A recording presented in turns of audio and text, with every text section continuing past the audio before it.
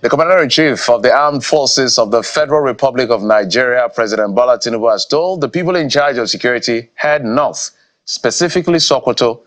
What does that mean for the Northwest and for that state? That is what we're bringing the gentlemen who we're about to introduce in just a moment to help us make sense and interpret for us. We're being joined in the program by security consultant and criminal intelligence specialist, fellow certified forensic investigations professionals, Mr. Alfred Ononugbo. He joins us right here in our Lagos studio. Thank you, sir, for coming on the program. We also have a retired assistant director, internal security, DSS, security and intelligence consultant, and fellow International Institute of Professional Security, FIPS, Mr. Adams Abu. He joins us via Zoom. Mr. Abu, thank you so much for coming on the program. Glad to be with you this morning. Absolutely. Let's start from Lagos, Mr. Ononugbo. This is not the first time we're hearing the Commander-in-Chief saying, pack your load, go there, face this thing headlong. We heard it under the former president, Muhammadu Buhari. And now apparently the president is not pleased with the state of things. And he said, look, maybe an on-the-spot assessment intervention may do the magic. Do you agree? And will it make a difference? And what does this even mean in the first place? Well, thank you very much. And first, it's always good to ensure that we understand the storyline. When a politician speaks, often they want to cover mileage.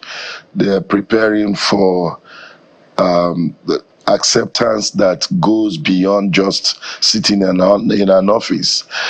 But when you talk to an establishment that has suffered from a lot of mismanagement and challenges, what one should look at must be what is the capacity of the Nigerian security establishments and what are their challenges. It's not enough, and I must say this with every respect for Mr. President, to give a marching order. It should also be accompanied by provisions of the basic necessities to ensure that the engagement comes with a fruitful outcome. And if the military and the security establishments as presently constituted are saddled by the challenges Nigeria is going through presently, while you were talking about the fuel scarcity issue, no one is immune from these challenges. You are talking to a greatly demoralized society, or part of the society who are in service, asking them to do the expected. However, lacking the capacity to engage becomes the issue. If the president is saying this and ensuring that the basic and essential necessities needed for engagement are provided, then we should expect results. But if it's just another political flavor to being in office and then, passing instruction and the media takes it with all the hypes, we'll end up just getting more and more of this. And I think this has happened so too many times, and permit my English, so too many times, because it's become like a norm. And when these things happen, you ask yourself, how come the past instructions were not carried out and complied with? What were the outcome? At certain points during the last administration, it was touted that billions were voted to make sure that the services delivered on their mandate. And of course, the situation became worse.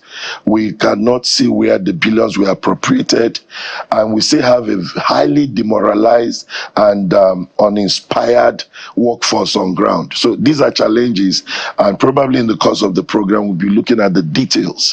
But we must look at what the Nigerian society is going through vis-a-vis the expectations you have on establishments like the military and all the agencies that manage the safety of the country.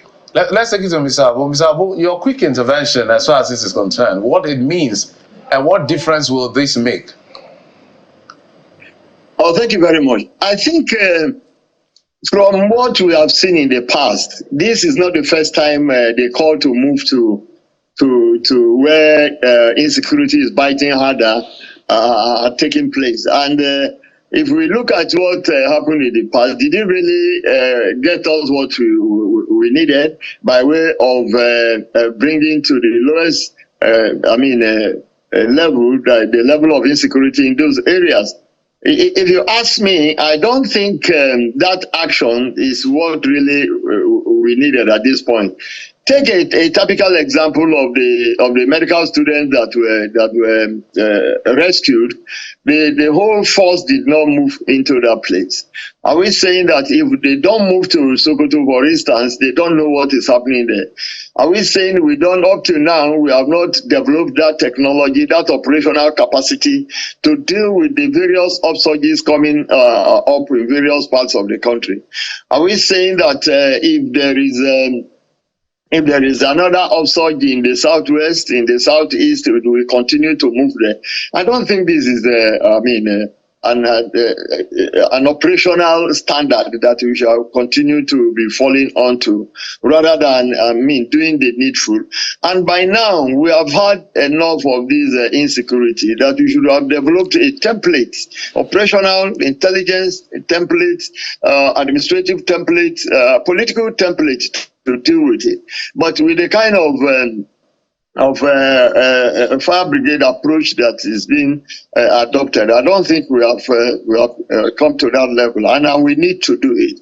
And so my own thought is that we should go back to drawing board, and then all the plans we have had before, all the operational strategies we have had before, let us look at those that failed, let us look at those that are likely to succeed, and let us move and deal with this situation, because they are expanding on a daily basis, and we cannot continue like this.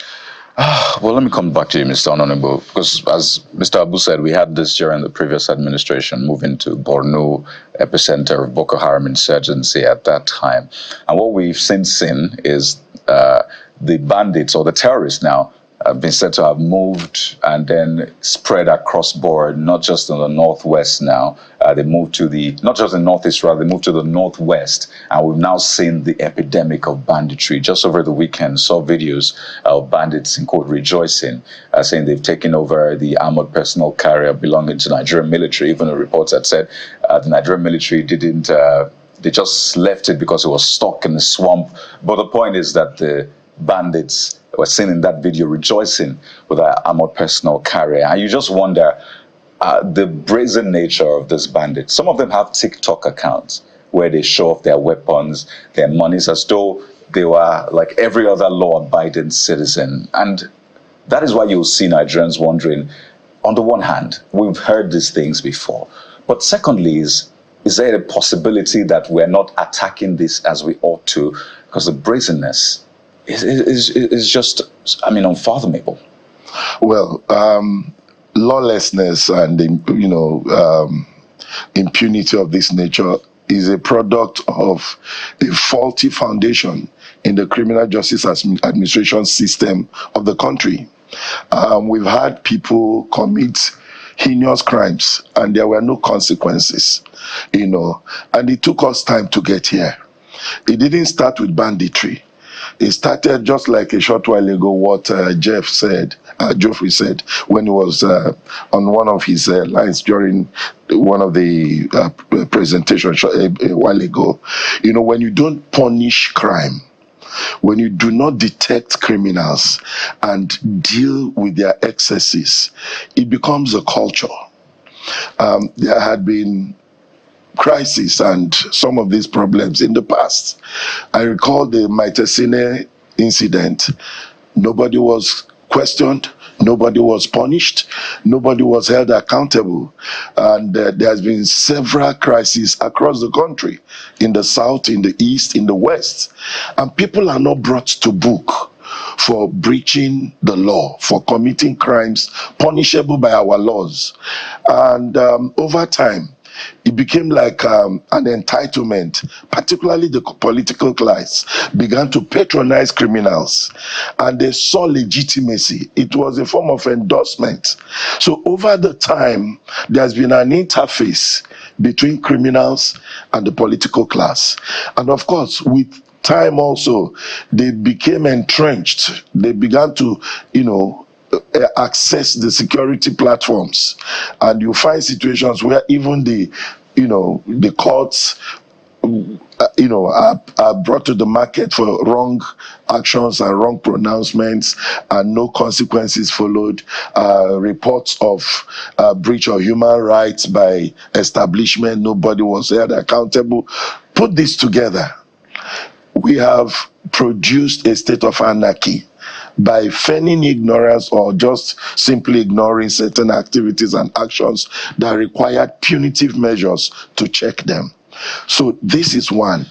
Also poverty, because when Nigerians, and we are talking about Nigeria, not Rwanda, not Ghana, when Nigerians can no longer earn decently to live comfortably, a lot of people have resorted to anti-legal means to survive. These are lawlessness being accommodated. It's so bad that people who steal are being honored in our communities. How is this playing out in what we are seeing? These are the back end to the impunity we are seeing today. So these bandits, some are Nigerians, they come from communities, they have models, role models from either the political or the economic or social class that they have been copying from, including the religious establishments that have accommodated extremist views in the name of protecting the identity of their faith or whatever values they stand for. So these are some of the issues and content building what we see in the bandits. And today, they are claiming territories, they are hoisting flags, they are collecting taxes in some places, they are kidnapping Nigerians for money, they are murdering Nigerians by the day, and we have not been able to, like Mr. Abu said, look at what worked in the past. How were some of these excesses checked? Nigeria was never like this 30 years ago. And that we are here today is not just Nigeria. I also am aware that there's a global shift in lawlessness. A lot of places are battling these conflicts, but ours is peculiar. Right. And we should be able to sit down, look at the books, look at the people we have. What are we supposed to do to have a homegrown response to these extremities and to this lawlessness? I mean, quite instructive words there, Mr. Honorable. And I'll take this to Mr. Abu. I mean, you worked in the DSS or SSS, as the case may be, Mr. Abu, and they're vital. And I'm talking DSS and NIA now because we've since seen change of guard. They're vital to the success or otherwise of security operations in the country because they're meant to provide intelligence, the much needed intelligence. But I go back to the point I was making. When you see terrorists and bandits opening TikTok accounts, flaunting money, said they have to have collected from ransom, flaunting weapons, saying we have this, just living life, as though they were a normal law-abiding Nigerian, you question the work of the DSS and the NIA. So what didn't work in the past? What didn't they get right in the past that they have and must get right with the new men at the helms? Thank you very much. I think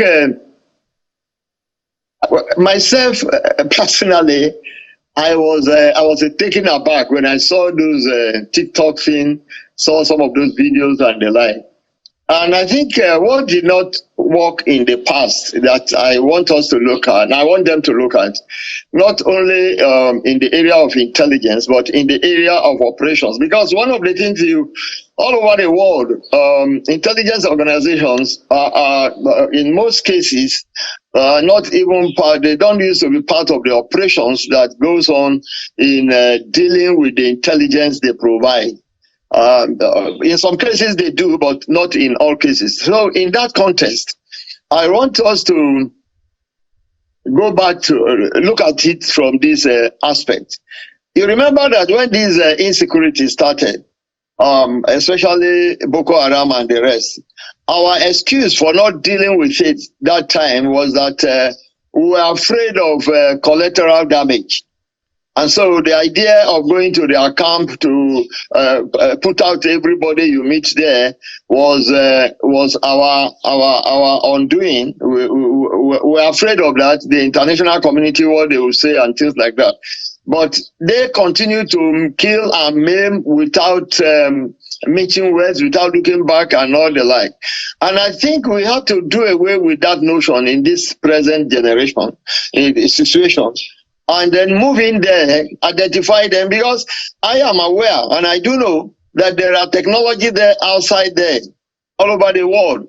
You can use somebody's picture and locate where he is and take him out.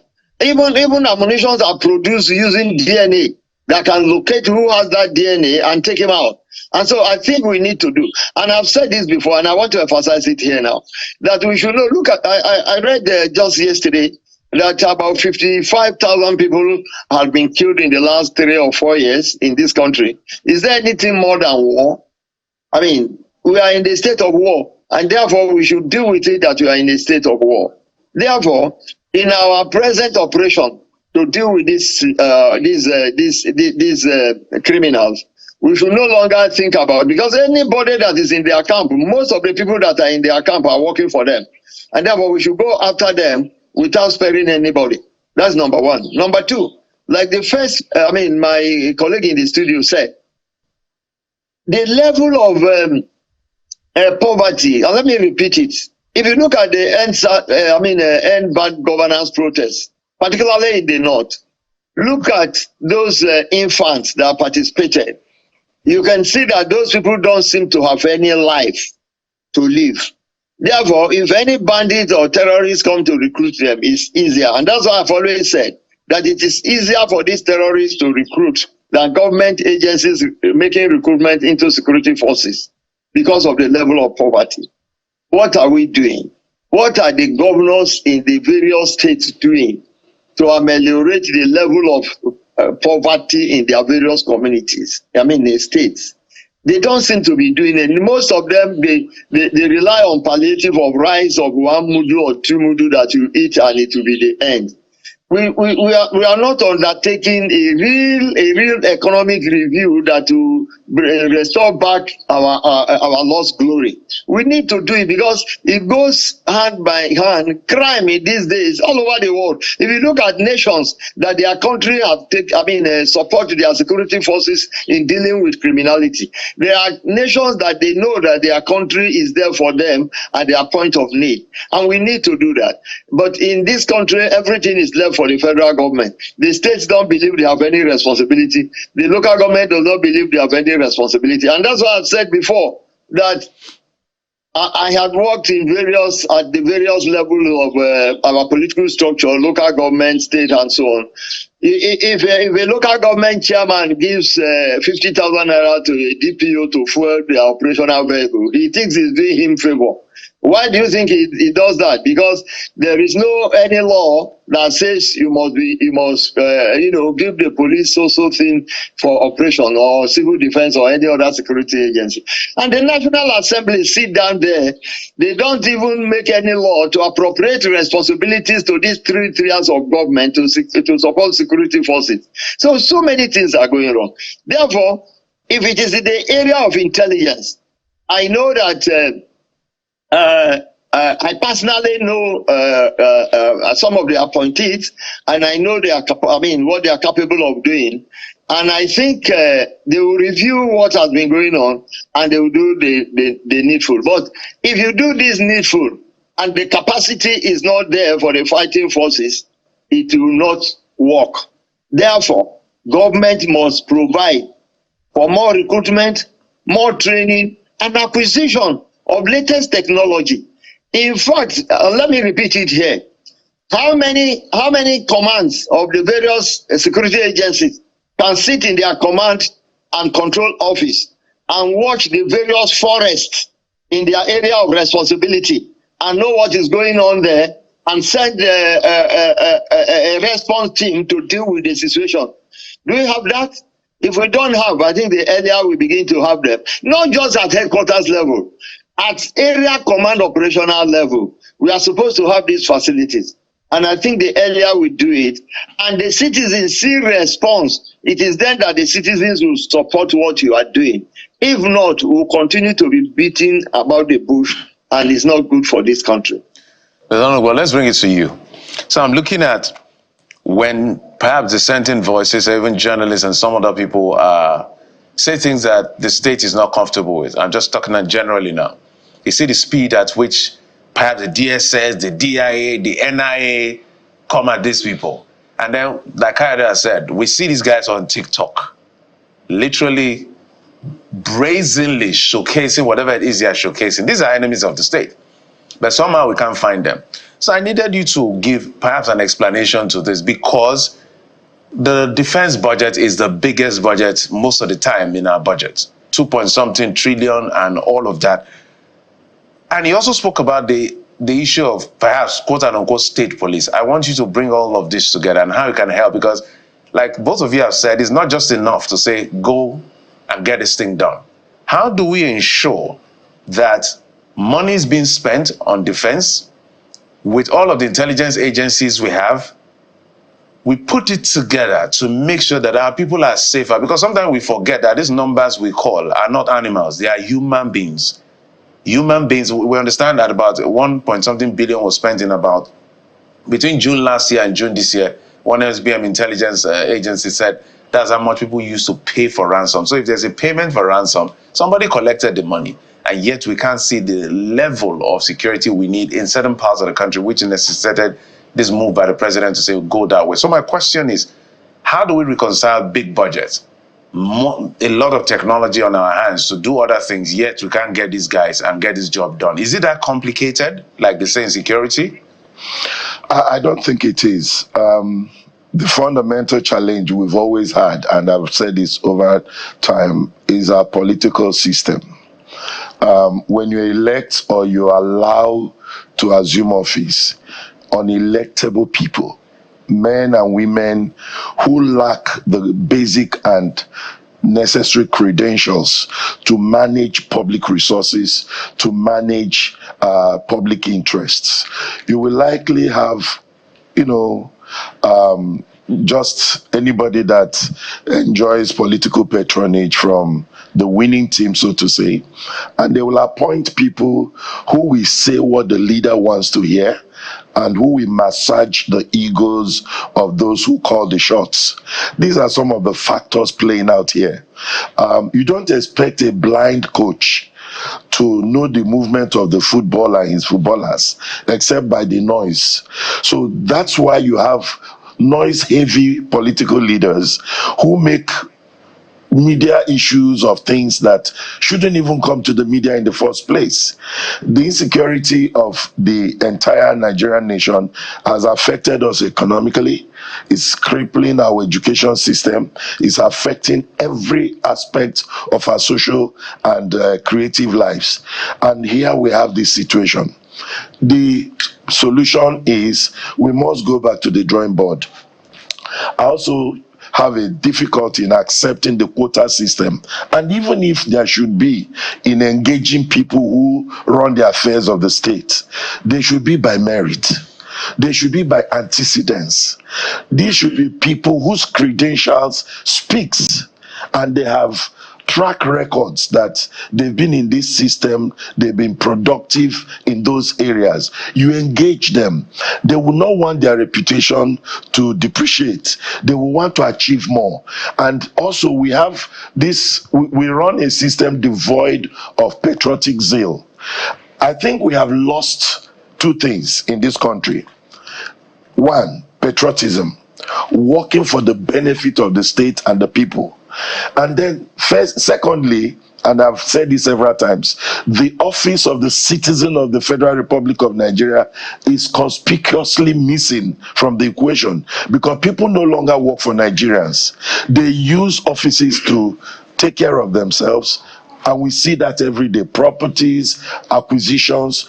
Now you ask yourself, how come a politician moves around with 10, 20 armed police guards, and an entire community, we have 3, 4 people in a police post, and of course they are meant to protect the people. but the people are being used to protect themselves. The people protecting them are taken from these communities, enlisted or recruited into the services, but deployed to protect one politician who has money. How come it's only the politician that is capable of feeding the people, not the people feeding the politician? Our agricultural sector has gone comatose and people are not able to. So to deal with this, Nigerians must wake up to the fact that the electoral process is one instrument we must use to clean up this mess. We must elect the right people, and electing right people is not just coming from political parties. The political parties are like, I don't know the word, they are worse than a pig pen. Mr. Honorable, major points you're raising. In fact, the part about guarding VIPs and politically exposed persons, I think it's something that has been an issue of contention for a while now. And I don't know if this government is serious about doing that, because we've had previous governments saying we're withdrawing. IGP said we are going to withdraw, but it looked like they added more to the convoy. But let me wind down on this question, Mr. Abu, and I'm going to take you to something that played out over the weekend while we keep our eyes on the general political situation, Mr. Abu. So a lot of people have been asking the DSS to invite the FCT minister, speak to him, find out why he made statements about putting fire in other states. In a political context, some have said, and of course he was speaking in a political event talking about if people interfere in what's happening in River State, then he will put fire in their states. So help us understand how these things work, at least from the DSS point of view. When statements like this are made, does the DSS look at it and say, oh, this is something that we need to look into? Or you look at the context and say, okay, maybe this was a political gunshot, has been said, and let's just let this slide. How does it work within the DSS?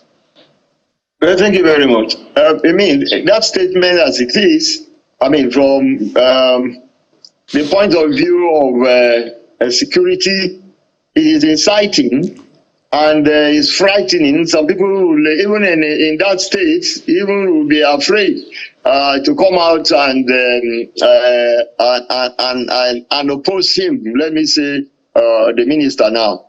But if you want to know what the DSS does, you see, some of the things that the DSS does in situations like this are not things that the general public will know.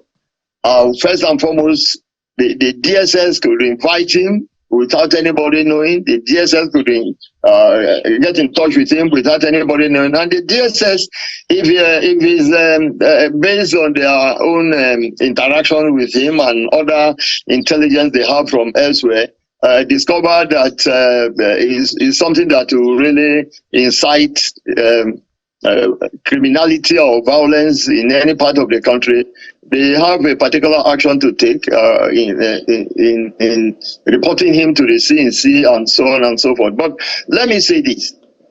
If you take the statement of the FCT minister, this is what most of Nigerian politicians do on a daily basis, and that's what they do that made them to frighten our younger ones, and nobody can oppose them.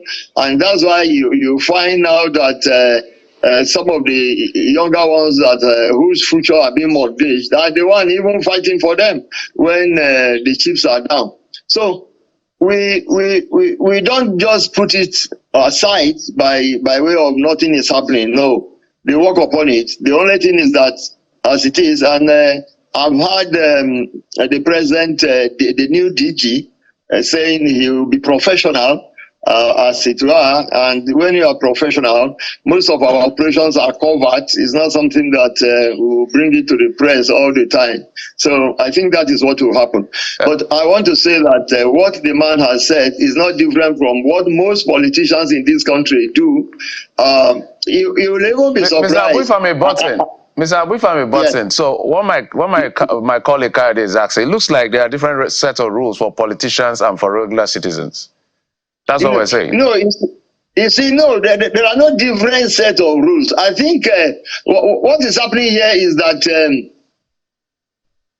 you cannot, it's not operationally possible for you to, for instance, wake up this morning, go to the office of the Minister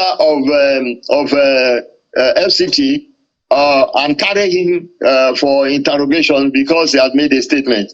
No, even for the ordinary citizens, they don't even, the intelligence organization don't just carry you. They will first of all investigate what you have said, whether you meant it, whether there are other things near to it. The idea, let me tell you, let me also make this clarification. The way the intelligence organization operates is different from the way the police or other security agencies operate. The police might just decide now that you have said something, they want to arrest you now. But certainly not the DSS that I know. They will certainly find out what you have said. Are there other things to it? If there is none, they will just allow the case to, they allow it to quietly go. But the police might decide that, okay, you have said this, come and explain yourself. The operational plans are different. All over the world. That is the truth. All right, Mr. Abu, so, maybe one day we're going to talk about rhetorics of politicians and the polity of the states and how it affects all of that. But before I go, let me add this, please. Okay. Just it's taking too long. It's taking too long, this issue of state police. There are open spaces that we need. Governors must be prevailed upon. National Assembly must be prevailed upon for us to establish state police to support the president so that we can give the state and government responsibility on security, please. Okay. Almost thank you. Totally at a time. Ms. Adams Abu is the retired Assistant Director, Internal Security of the DSS, Security and Intelligence Consultant and fellow International Institute of Professional Security. Joining us via Zoom. Also, we have here in our Lagos studio, Mr. Alfred Ananubo, Security Consultant and Criminal Intelligence Specialist. A lot of intelligence here. So, fellow Certified Forensic Investigations Professionals. Gentlemen, thank you so much for your perspective and insight on this particular subject matter.